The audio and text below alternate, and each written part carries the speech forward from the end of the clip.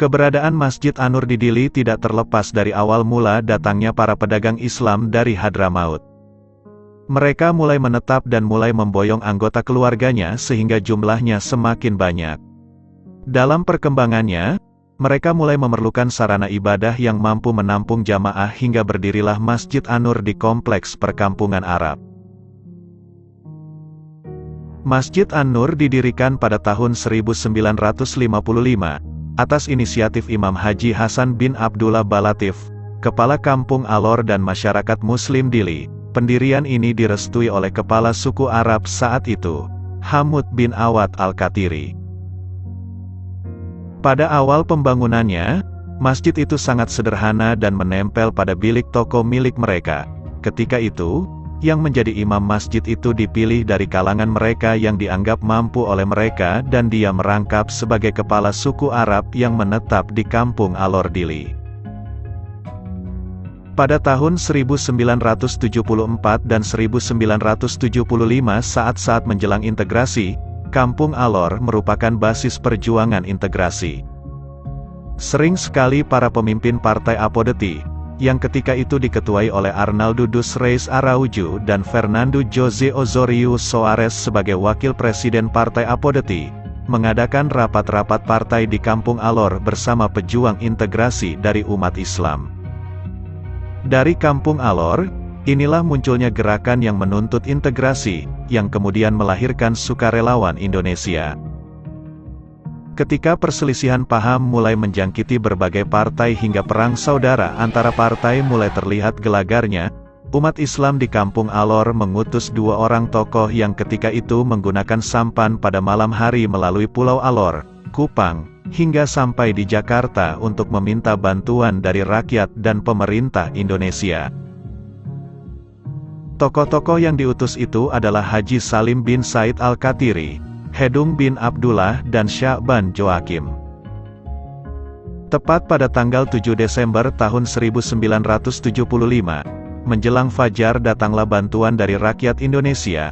Saat itu, Sukarelawan Indonesia dipusatkan di Kampung Alor Dili. Umat Islam Dili yang berpusat di Kampung Alor di lingkungan Masjid An-Nur menyambut kedatangan mereka dengan pekikan. Wa gulya al-hagu wa sezahagal ba'atin sunai ba'atila kana zahunga. Artinya, katakanlah, yang benar telah datang dan yang batil telah lenyap, sesungguhnya yang bani itu adalah sesuatu yang pasti lenyap.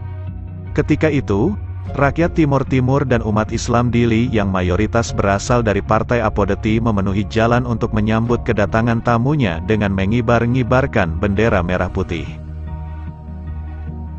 Di Kampung Alor, inilah merah putih pertama kali berkibar untuk wilayah Timur Timur. Tampaknya tiang bendera pertama terpancang di pantai Kampung Alor. Bendera merah putih yang digunakan untuk menyambut sukarelawan Indonesia itu dijahit oleh ibu-ibu muslimah.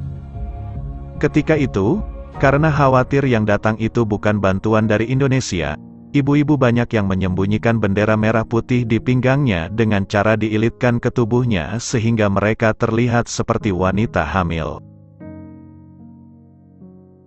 Ketika yakin bahwa yang datang itu bantuan dari Indonesia, bendera-bendera itu dikeluarkan dan langsung dibagikan kepada seluruh anggota Partai Apodeti.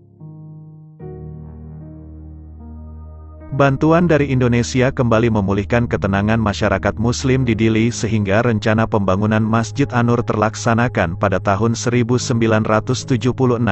Masjid kecil itu diperbesar dan ditambah kubah. Mereka bekerja sama dengan anggota ABRI dari Batalion 501 Brawijaya.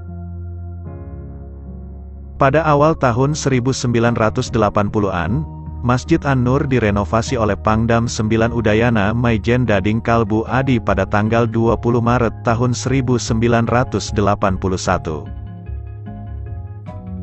Ketika Timur Timur merdeka dari Indonesia, umat Muslim, khususnya yang berasal dari Indonesia, sempat mengalami pengalaman tidak mengenakan terkait dengan status kewarganegaraan mereka. Pada tahun 2004 misalnya sekitar 247 warga Muslim asal Indonesia tetap diusir secara paksa dan menggunakan kekerasan untuk keluar dari Timor Leste.